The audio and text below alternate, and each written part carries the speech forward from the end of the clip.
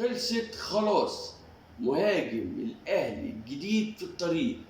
السلام عليكم ورحمه الله وبركاته حبايب عمرو الاهلاوي في كل مكان، وزي ما متعودين قبل ما نبدا حلقتنا ما تنسوش الشير واللايك والاشتراك في القناه عشان يوصل لكم كل جديد ودعما لاخوكم عمرو الاهلاوي. النهارده معانا اخبار حصريه وتصريحات مهمه، يا رب تكملوا الحلقه معايا وصدقوني مش هتندموا. اهم حاجه لو عجبتكم الحلقه والاخبار ما تنسوش اللايك الجميل بتاعكم. المهاجم خلص خلال ساعات هيتعلن عنه رسمي. مهاجم قوي جدا، مهاجم بيلعب في اوروبا، وقع 3 سنوات مقابل 3 مليون دولار. مهاجم بيلعب بيهده كويس جدا برجلين الاتنين، شرس جوه ال 18، ما يقلش كتير ويمكن احسن كمان من سوزان. مستر كرة كان مصمم على مهاجم، مصمم ان يدخل البطولات اللي جايه القويه زي كاس العالم للانديه والسوبر ليج الافريقي بمهاجم. الموضوع انتهى خلاص، المهاجم ووقع 3 سنوات. المهاجم هو محمد كوناتي البوركيني، بيلعب في الدوري الممتاز السويسري. مهاجم عنده 25 سنة، طول بعرض، مهاجم قوي جدا، جسمانيا كويس جدا. لعب خلال الموسم ده مع الفرقة بتاعته 7 مباريات في الدوري ومباراة في الكاس، جاب 3 أهداف. أرقامه الموسم اللي فات أرقام كويسة جدا مش وحشة، أرقام تهديفية ممتازة. خلال ساعات وهيتم الإعلان رسمي عنه. المعلومات جاية لي من داخل مصدر من داخل النادي الأهلي، وهقول لكم حاجة تأكيدا على كلامي. في على تويتر النهارده قناة الأهلي حطت المعلومة باسم المهاجم وتوقيعه رسمي للنادي الأهلي، واتشالت خلال لحظات. ايه الأسباب؟ أنا معرفهاش، مش جايه لي بالظبط. ممكن يكون الإعلان الرسمي هيجي عن طريق الهاتف، كان يعني مش عايزين يعلنوا دلوقتي في حاجة معطلاهم ولا حاجة. فطبعا دي قناه الاهلي كانت عايزه تاخد الخبر حصري، ده اللي انا متوقعه. فجه الامر ما ينفعش، بعد ما نزل التويته على تويتر اتشالت خلال لحظات بسيطه جدا. فاللي فيه اللي لقطها. فانا بقول لكم ان شاء الله المهاجم خلص خلاص، وهيكون متواجد مع النادي الاهلي خلال ساعات، والاعلان الرسمي خلال ساعات. النهارده شفنا قرعة كأس العالم للأندية، طبعا بوجود الكابتن حسام غالي.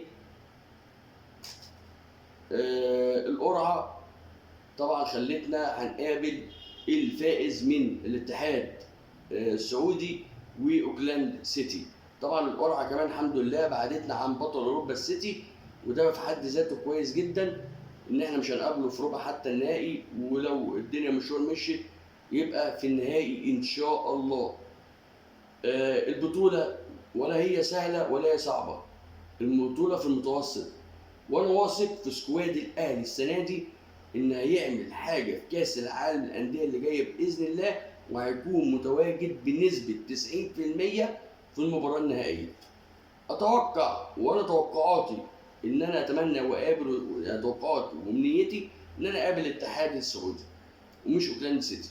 اوكلاند سيتي اقوى من الاتحاد السعودي، وعلى الورقه والقلم بغض النظر النجوم اللامعه اللي موجوده في الاتحاد السعودي، اوكلاند سيتي اتقل من الاتحاد السعودي وممكن بكبيره جدا يفوز عليه. عشان كده انا اتمنى اقابل الاتحاد السعودي على اوكلاند سيتي، وان شاء الله كمان الاهلي هيقدر بلعبته وفرقته وبروحهم العاليه ان هيتغلبوا على الاتحاد السعودي. ولو قابلنا اوكلاند سيتي ان شاء الله برضو الاهلي قدها وقدود، وانا اتوقع جدا ان احنا هنعمل حاجه كويسه جدا في كاس العالم اللي جايه دي، وهنوصل للمباراة النهائية ويبقى الأهلي والسيتي في النهائي إن شاء الله. الموضوع اللي بعد كده عندنا وكمان حاجة سريعة كده ومعلومة سريعة، المرة التاسعة اللي هيشارك فيها الأهلي في السعودية في كأس العالم للأندية. فريق الوحيد الأكتر فريق في العالم مشاركة في كأس العالم للأندية المرة التاسعة. أهم لعيبة أتوقع ظهورهم وبصمتهم القوية مع الفريق النادي الأهلي اللي دخلوا على النادي الأهلي السنة دي، وهم رضا سليم. أولهم رضا سليم. ركزوا يا جماعة مع اللاعب ده قوي. اللاعب ده جناح مهاجم، يعني جناح ومهاجم في نفس الوقت. هداف بالكلمة، هداف. جناح بيعرف يخش ال 18، مهاري بيعرف يرقص واحد على واحد، اوفراته جميله جدا، لاعب متكامل. هيبقى ليه طفره كبيره الموسم ده مع النادي الاهلي باذن الله. ربنا يبعد بس عنه الاصابات، وهتشوفوا اللاعب ده هيبقى يعمل ضجه جامده في افريقيا كلها، مش في النادي الاهلي بس. اللعيب اللي بعد كده هو امام عاشور. امام عاشور هيبقى من اقوى نص ملعب في افريقيا ومش في الاهلي بس برضه. امام عاشور لعيب ممتاز، واقول لكم هيعمل طفره في النادي الاهلي. الناس اللي كانت بتتكلم وتقول الخطيب مش طايقه، ده مستر كورر طلب اعارته عشان ما اقتنعش بيه في التمرينات والتدريبات لما شافه، كل الكلام ده ملوش اي صحه ولا اي معنى. كل الكلام ده على مواقع السوشيال ميديا اللي كارهه اللاعب ومتضايقه ان هو لبس تيشيرت النادي الاهلي، وكمان رقم 22 اللي بيلبسه العظماء، وكان أوله أبو تريكة. رقم عالمي، رقم 22. إن شاء الله يا إمام هتبقى قدها وقد الرقم اللي أنت لابسه. أهم حاجة ركز والتزم وامشي بتعليمات النادي الأهلي. صدقوني إمام عاشور هيبقى الطفرة داخل النادي الأهلي. اللعيب الثالث هو كريم نيدفيد. كريم نيدفيد هيبقى إضافة قوية لنص الملعب، بس ربنا يكرم ويبعد عنه الإصابة ونشوف النهارده اصابته في المباراه الوديه اللي الاهلي لعبها.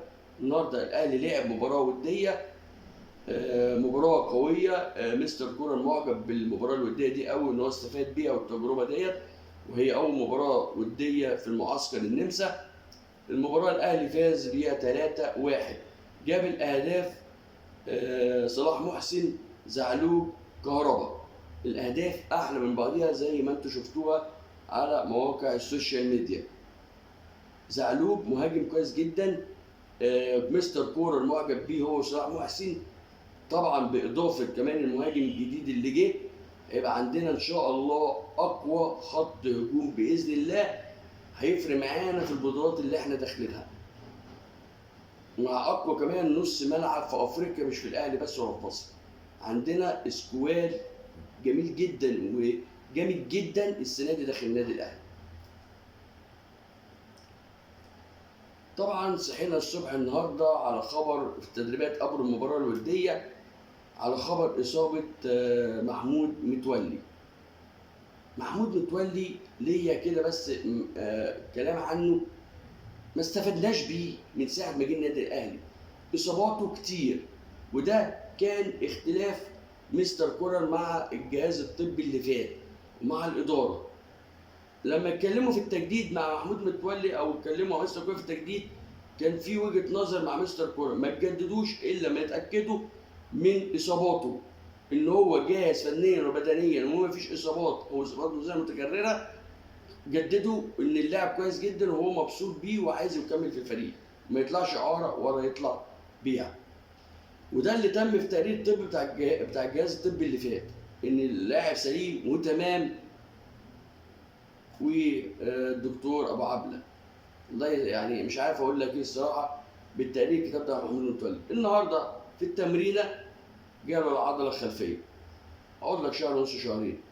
طبعا الدفاع عندنا احنا ما دعمناهوش السنه دي بشكل قوي، كنا مركزين، النادي الاهلي مركز على المهاجم وضاغط على الاداره على المهاجم، محدش يركز في الخط الخلفي الدفاع. ما عندناش دلوقتي الا 3: محمد عبد المنعم، ياسر ابراهيم، رامي ربيعه. طب لا قدر الله واحد اتصاب منهم كمان وداخلين على ضغط مباريات الموسم اللي جاي قوي، ايه اللي هيتم؟ ما عندك 3 مدافعين بس اللي داخل بيهم الموسم، ازاي؟ دي مشكله. كلنا استهدفنا المهاجم، وفين المهاجم؟ فين المهاجم يا خطيب؟ فين محدش بص على الدفاع. كنا لازم النادي الاهلي ومجلس الاداره يدعم خط الدفاع اللي لا يقل على المهاجم. فربنا يستر على اللي جاي. انا شايف ان كان لازم الموسم ده، ولو اتمنى من اداره النادي الاهلي تكون الرساله توصل لها، لو يلحقوا يدعموا باي حد داخل النادي الاهلي. هو في مدافع ناشئ لعب النهارده حتى، بدا بيه كمان مستر كولر النهارده، اسمه محمد. ده مدافع ولعب كمان في اخر مباراتين في الدوري الموسم اللي فات. مهاجم كويس جدا جسمانيا، طول، ومهاجم انا اشوفه ممتع، بس برضه اكيد خبراته الافريقيه او خبراته لسه. فداخلين ب3 بس في البطولات دي، صعب جدا. لأول مرة في الاتحاد الأفريقي سيدة تقود الفار في مباراة السوبر الأفريقي بين الأهلي واتحاد العاصمة. سيدة تقود الفار في مباراة الأهلي واتحاد العاصمة في السوبر 15/9. يا رب تكون التجربة ناجحة، لأن دي أول مرة في داخل الاتحاد الأفريقي. أتمنى التجربة تكون ناجحة وما يكونش فيها مشاكل بين الطرفين أو على الطرفين، الأهلي أو اتحاد العاصمة. فيا رب تكون تجربة ناجحة بإذن الله. الخبر اللي بعد كده عندنا تصريحات من هنا ومن هنا. عندي تصريحين وأعلق عليهم. تصريح لمحمد فضل وتصريح للكابتن محمد بركات. كابتن محمد فضل الأول هنطلع ونتكلم بس عليه، نقول محمد فضل قال إيه عشان نرد عليه والناس تبقى عارفة. محمد فضل بعت رسائل للنادي الاهلي ومجلس الاداره بيقول لهم كفايه بيانات وكفايه كلام على ان الاهلي اهم من المنتخب. لا، المنتخب اهم من الاهلي. كفايه تصدير مشاكل. المنتخب اهم من الاهلي. يا كابتن محمد، في حاله ان ما يكون عنده مباراه رسميه. طبعا المنتخب اهم من اي نادي، مش النادي الاهلي بس، من اي نادي المنتخب اهم، بس دي لو مباراه رسميه. وقال كمان ان لو انتوا بتتكلموا على لعيبه الزمالك انها خرجت والمنتخب سمح لها ان تخرج تلعب، هي خرجت فعلا، بس لعبوا المباراتين مع المنتخب. تمام يا كابتن محمد. تاني برضه اقول لك ان كان هنا مباريات رسميه وخرجهم في وسط المباريات الرسميه. لكن هنا دلوقتي مفيش مباريات رسميه، مباراه رسميه واحده بشكل ودي، لان خلاص المنتخب حسم الامر. ومباراه تانية مباراه تونس مباراه وديه، فحضرتك مش كده. فالاهلي اهم انه عنده مباراه السوبر الافريقي، فمباراه اهم من المنتخب. وكمان في ضمن تصريحاته قال ان انتوا اللي كنتوا عاملين مشاكل بسببه ومشي مرتضى منصور. وانت ليه بتدخل الامور في بعضيها؟ مال مرتضى منصور بالمنتخب؟ احنا لما كنا دخلنا الزمالك او ادينا مثل بنادي الزمالك وادينا مثل كمان ببيراميدز، لان حصل معاه نفس الموقف واللعيبه راحت له ولعبوا معاه مباراه. ادينا مثل الفرقتين، مالناش دعوه بمرتضى منصور يا كابتن محمد فضل. بلاش توقع الدنيا ببعضيها. الاهلي خيره عليك يا اخي، الاهلي خيره عليك. انت ايه؟ ما شربتش حاجه من الاهلي ابدا. الاهلي ما عملكش حاجه في تاريخك، ده هو اللي خلالك تاريخ. لو احنا هنتكلم على فنيات، انت ما كنتش لعيب كوره واو يعني. فان كان النادي الاهلي هو اللي عمل لك اسمك، جاي دلوقتي بتخبط فيه. فبلاش. الناحيه الثانيه محمد بركات نفس الكلام في نفس السياق يعني، بس بقى عكس بقى. جه مع الاهلي بس بعد ايه؟ بعد المشكله ما اتحلت. النهارده محمد بركات طالع في تصريحات برضه يقول لك لا، النادي الاهلي اهم من المنتخب. النادي الاهلي عنده مباراه رسميه، فعنده حق ان يطلب اللعيبه بتاعته ما تروحش المنتخب، وان المباراتين والدقيقتين بشكل ما فيهوش مشاكل. فالاهلي عنده حق ان ما يبعتش اللعيبه بتاعته. يا كابتن محمد بركات المشكله اتحلت، انت فين من 3 اسابيع؟ يا ريتك يا اخي ما كنتش اتكلمت اصلا، احنا كنا ناسينك انت داخل اتحاد الكوره. والله صدقني احنا كجماهير الاهلي ناسياك انت داخل اتحاد الكوره. فيا ريتك ما كنتش اتكلمت اصلا، الناس كانت ناسياك. انت فكرتهم دلوقتي ان انت موجود داخل اتحاد الكوره. افتكرت تطلع بعد ما المشكله اتحلت، ما اتكلمتش، وقفت مع الاهلي لما المشكله كانت موجوده وديب ديب ديب ديب خلال 3 اسابيع بين المنتخب وبين فيتوريا وبين اتحاد الكوره وبين كورر وبين ما افتكرتش انت تطلع، طلعت بعد ما اتحلت. يا ريتك ما كنت اتكلمت. انت موجود في اتحاد الكوره كانك مش موجود يا كابتن محمد. يا راجل ده حازم امام مسيطر على فيتوريا ومسيطر على اتحاد الكوره ومسيطر على الدنيا كلها. انت فين اصلا من منصبك في اتحاد الكوره؟ فين انت من دفاعك عن النادي الاهلي؟ فيا ريتك تاني برضه ما كنت اتكلمت، الناس كانت ناسياك. التصريح الاخير اللي عندنا في التصريحات، يعني مش الاخبار، التصريح الاخير اللي عندنا وهو تصريح احمد دياب رئيس الرابطه لما اتكلم امبارح مع شوبير، وان كان بيساله على موضوع اللي الاهلي عليه عقوبه في الرابطه. قال له لا، الاهلي ليس عليه عقوبه لان مفيش لائحه في الرابطه اللي كانت مستحدثه. البطوله بتقول ان في الانسحاب او الاعتذار ان النادي يوقع عليه، اي نادي يوقع عليه عقوبه ان اللائحه دي مش موجوده، البطوله مستحدثه. لكن اللائحه الجديده اللي هيتم بيها ان كاس الرابطه دلوقتي بيوصل لكاس السوبر، فهيتم عمل لائحه تبقى بطوله رسميه، وهيتم لائحه في الاعتذار او الانسحاب بعد كده، ولسه كمان ما اتعملتش. فالاهلي معلوش اي عقوبه. سالوا على كاس السوبر الجديد بالشكل او مسماه الجديد وهو كاس السوبر الابطال اللي هيتعمل في الامارات. قال له هل ليه لائحه جديده ولا هو بنظامه القديم؟ قال له لا، بنظامه القديم. هل الزمالك سأل هل الزمالك عليه عقوبه؟ انا اسف، كان مع سيف زاهر وليس شوبير. هل الزمالك عليه عقوبه انسحاب او اتصال في السوق؟ قال له عليه عقوبه لان هي بنظامها الجديد مش بنظام قديم، مش بنظام جديد، هي بنظامها القديم وليس النظام الجديد. ايا كان مسمياتها هي ماشيه باللائحه القديمه بتاعتها، ملهاش لائحه جديده البطوله. فنادي الزمالك عليه عقوبه الانسحاب او الاعتذار، بس القصه مع اتحاد الكوره وليس مع الرابطه. فالقصه دلوقتي واللي انا بقول لكم من داخل في عقوبه هتتحط خلال الساعات اللي جايه على نادي الزمالك بعدم مشاركته في السوبر لمده سنه اللي هي اللي جايه، و50 نص مليون جنيه غرامه. يعني هياخدوها اعتذار مش هياخدوها انسحاب. الموضوع اللي بعد كده خاص بنادي الزمالك. خبرين. الخبر الاولاني في بخصوص زيزو، ان في حد من نادي الزمالك راح لوالد زيزو البيت وقعد معاه واتكلم على موضوع الفلوس اللي زيزو. فبيقول لوالد زيزو ان ليه 5 مليون مجمدين. والد زيزو قال لنا 10.5 مليون جنيه وليس 5 مليون، ولازم ناخدهم، واداله مهله 48 ساعه. لو ما خدناهمش هنمشي في الاجراء الثاني اللي هنفسخ بيه عقد زيزو من طرف واحد، ومش هيكمل داخل نادي الزمالك لو ما خدوش مستحقاتهم كامله اللي هم ال 10.5 مليون جنيه. الخبر الثاني اللي عندنا وهو فتوح، خبر حصري لفتوح. في محادثه حصلت بينه وبين حد مقرب ليه، وكان بيحاول يقنعه باللي يقعد ويجدد لنادي الزمالك. يعني هو حد زملكاوي جدا مقرب لفتوح، حاول ان يقعد يقنعه ان يكمل في نادي الزمالك ويجدد ويستنى على مستحقاته. فتوح بنفس الكلام، وانا بقول لك اهو اكني اقول ان انا كنت قاعد معاهم، بنفس الكلام. فتوح رد على الصديق المقرب منه ده، انا ليا مستحقات وهاخدها، وتجديدي مش مرتبط بالمستحقات. انا مش هجدد لنادي الزمالك، مش هكمل في نادي الزمالك. انا جاي لي عروض خارجيه من جوه مصر ومن بره مصر هفكر فيها.